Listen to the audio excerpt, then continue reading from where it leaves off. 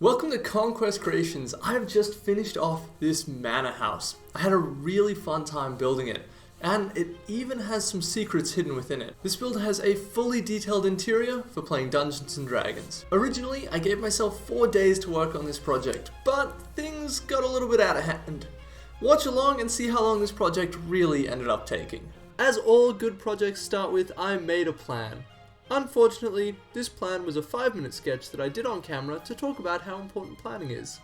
I think the planning is important, but I was super keen to get started on this build. Is this a character flaw? Yes. Yes, it is. I got started cutting using my hot wire cutter. I realize a lot of people don't have this tool. You can easily do everything that I did here, only using a knife. It might take a little bit longer, but it still works just as well. I cut out a whole bunch of walls. To make long thin cuts stay perfectly straight, I braced the pieces against a block of wood and passed them through the hot wire. You might see that I have a hairdryer running here. Now, the reason for that is I actually want to live past the age of 40. So breathing in these toxic fumes is not the best idea. Now I wanted this to be a brick house and I begun texturing just one wall. I did this by marking a whole bunch of lines, scoring them with a blade, and then beveling them with a dull pencil.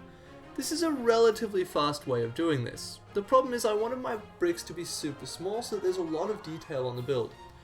Obviously, this is good.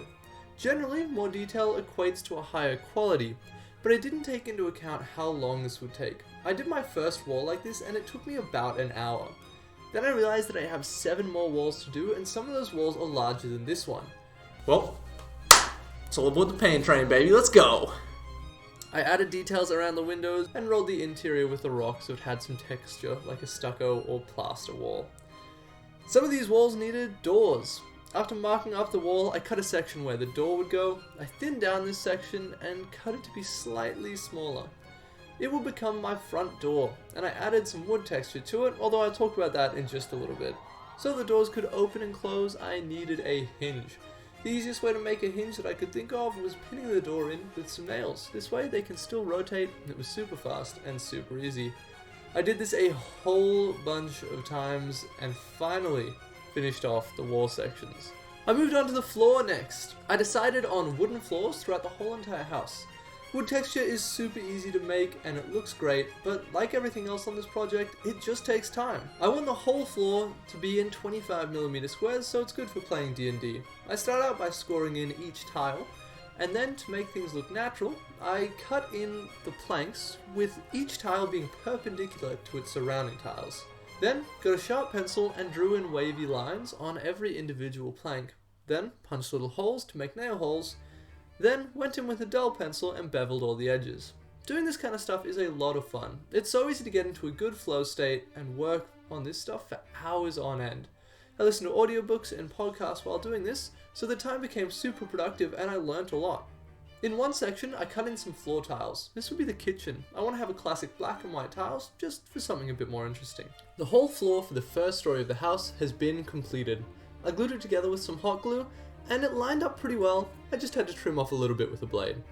Now this build is really starting to come together. I got to glue on the walls of the first level now, and I'm really starting to see the shape of how this man is going to look. Now I intentionally made it so there weren't any corners on the walls. It would have been super hard to get the brickwork to match, and there would have been a very visible seam. Instead, I like to make stone columns that go in the corners. I do this for all my stone buildings now. It almost feels like cheating because it's so effective. With these columns, even more bricks were carved in, and then with a dab of hot glue, they were in place and the corners looked really good. I wanted a tower on the corner of my manor house. I cut out a bunch of circles just like in my Wizard's Tower video. To mark in the bricks, I held it flush against the wall that it would be joining, and I used the existing pattern to get it perfect. After a whole bunch of cutting, just like the walls, the tower was looking pretty sexy. I used the disc out of the center of the tower and I cut a 90-degree section. This would make the floor. I cut through the wall that I had spent so long working on. This was a bit scary because it would be hard to patch if it didn't work out, but the tower fit in perfectly. I cut a whole bunch of wall height strips and played around with them inside until I was happy with the floor layout. Then, using the floor tiles as a guide, cut in where the doors would be. I opted for multiple small rooms so there was more space for the players to go inside and explore. While designing the interior, I was really focused on how the game would actually end up playing and what kind of scenarios I imagined my players getting into and how they would solve these. I cut these doors out and rolled over the whole thing with a stone to match the textures on the inside walls. I made some door frames using strips of balsa wood. I love working with balsa wood, it's so easy to use and it's hard to make it look bad. That got glued on once again with hot glue, using the piece that I cut from the wall. I added a wood texture and secured them in using a nail to act as a hinge.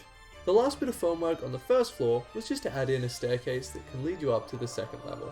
You may have seen in other builds that I opt to make my staircases practical rather than aesthetic, and make the steps super big so that models can be placed on them. After a whole lot more floorboard carving, the second floor was ready to be put together.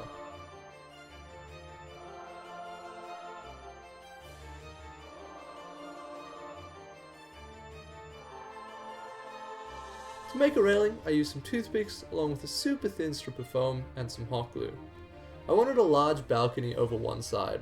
I was thinking of how this would go in-game and decided it would be an awesome place to fight giant spiders or maybe a swarm of bats. Since it was outside, I opted to go for tiles rather than wood, and I just did nice simple squares. To add some texture, I rolled it with a stone, and then with a sharp pencil drew some cracks here and there. I needed to add some railing. I wanted to do some fancy ironwork looking stuff, but couldn't think of a good way to make it exactly how I wanted. At this stage, I was on my 4th day of building already. There was just no chance I was ever going to be able to get this project done in time. I decided I would try to cut out some filigree using the wire cutter. I did some spirals and a flower looking thing. I did this a whole bunch of times and it came out pretty well for a first attempt at this. I'm definitely going to practice it more and come back to it in the future. I assembled the rest of the balcony and glued it on. Hot glue really is the stuff of dreams. I used it almost exclusively for this whole entire project. I haven't found anything else as good for crafting terrain. Now the manor needs a roof. I wanted the roof to have an attic so that there could be some super cool boss fight against some kind of creepy monster. That meant that I needed to have a high pitch so that there was plenty of space inside.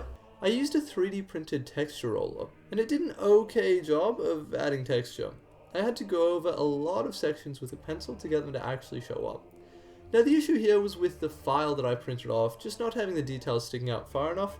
It's kind of like someone designed it and didn't actually test it before putting it up on the internet.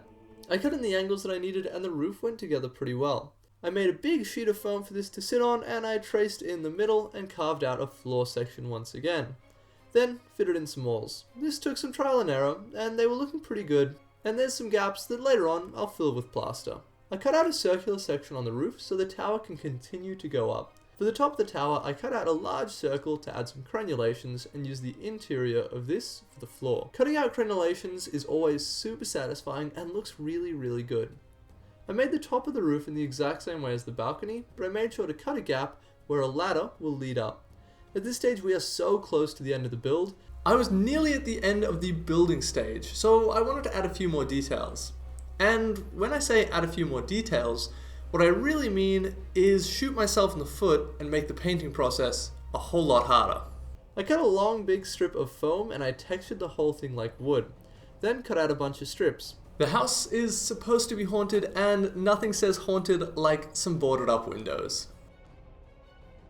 The build of the house was now done. I just need a base. I could have just made a flat base and it would have looked really good and it would have been really easy, but that's just not how I like to do things. I had an idea that I just had to use, and even though I was over time on this project, I really wanted it to be good. I'm adding a secret lair below the house. Now, the idea here is that my party is supposed to be going in and rescuing someone from the house, or maybe finding some kind of magical item. The idea is that they fight all their way to the top, and they get to the top of the tower, and, well, they haven't found it yet, or they haven't found the person yet. So they're going to need to go back through and maybe see if there's anything they missed. The idea is that they don't actually know outside of game that that secret lair is even under the build before they see it when they find the trapdoor. I'm hoping that this gets a good reaction. Now, it might seem a little bit strange putting this on YouTube if I'm trying to keep it a secret, but I'm pretty sure none of them watch my videos anyway, so we should be safe. I made this big base with a slant leading up to the house. I used the wire cutter to shape it, and then I cut out a large area in the middle, and I used a slice of that to become the floor of that area. Next up is adding stonework and cliffs. My go-to method for this is corkboard. I roughen up the top layer by gouging it with a knife, and this makes an awesome texture. I glue it all around and then fill in the gaps with plaster. I mix up a big bunch of plaster and add some gravel and sand, and then I use this as the ground cover. I leave it for about 10 minutes, then come back and smooth it out. It ends up with a great texture. This takes us to the painting stage. In reality, I did put the project down for about a week, and then I came back to it later. I was really worried after putting so much time into building this that I wouldn't be able to do it justice in the paint job. I realized that I was just making excuses, so I just manned up and started slapping down some paint. So I just got started on it. The whole thing got based out in blacks and a few different browns. This is where those wooden planks that I added over the windows were a pain. Trying to base in the black while avoiding going over the brown there just slowed things down a bit. Should have left them till the end, but that's alright, lesson learned. After all the base coats were done, the dry brushing began. All the stonework got a variety of greys, while all of the wood got a variety of browns. On the staircase, I painted a bright red carpet, so it looks like a red carpet. Then I did a couple washes, followed by some more dry brushing. I got to a point where I was happy and I called the painting done. A lot of haunted houses are surrounded by a creepy haunted forest. So I went into the backyard and dug up an old dead plant. I pulled off a heap of roots. Made sure to only get big chunks and to not break them. I took these inside and washed all the dirt off them. A lot of people say when you bring things from outside, like dirt and sticks and whatever, you need to sterilize them. I've been crafting for many years and have used this stuff the whole entire time. I've never sterilized anything and nothing bad has ever happened. Now, I wanted to attach all these trees to the base, but I wanted them to be removable so that I could be able to transport this easily and store it easily.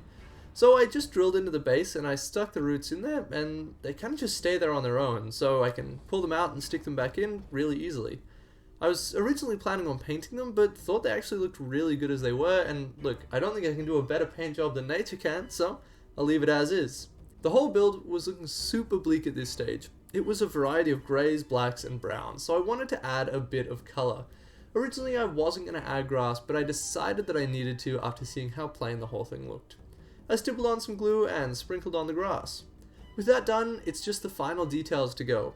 I went online and googled creepy paintings and printed out a whole bunch. Some of these were super unsettling. I'll definitely be seeing them while I try to sleep. Cut them out, made them a frame with some foam, painted it, and then glued these in. These perfectly sell the whole aesthetic of creepy haunted house. These creepy paintings were super easy. They only took about 20 minutes and they really took the build to another level. Well, if you want something else that's super easy to take you to another level, hit that subscribe button. 70% of the people who watch my videos haven't subscribed yet. So, it would really help out if you could. With those in, I added some furniture and the whole entire build is completed. Finally, I added in a graveyard. Now this graveyard is something that I had laying around for ages. It was actually made by District Terror, a local terrain studio. You can see some of his work in the link in the description below. He added some awesome names to the graves that are hilarious, such as Yuri Nader, Mike Crotch, Seymour Butts, I'm a Wiener, and Ivana Tinkle. This was an awesome little detail that you would only notice if you really looked close. I like having Easter eggs like this hidden within my builds.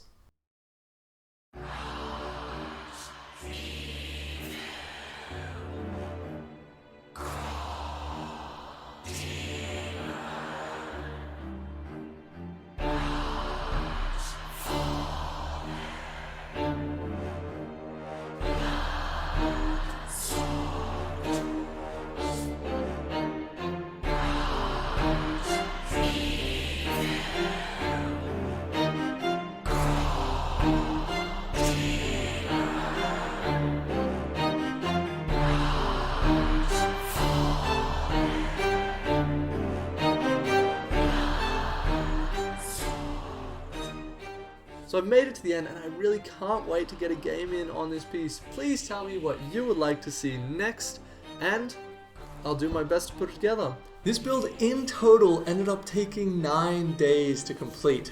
I definitely learnt my lesson, and for all of my future builds and videos, I'm definitely going to be doing a lot more planning so that I can be a lot more realistic with how long things are going to take, so I can get things done before their deadlines. It was a really good lesson to learn. Until next time, guys, keep crafting.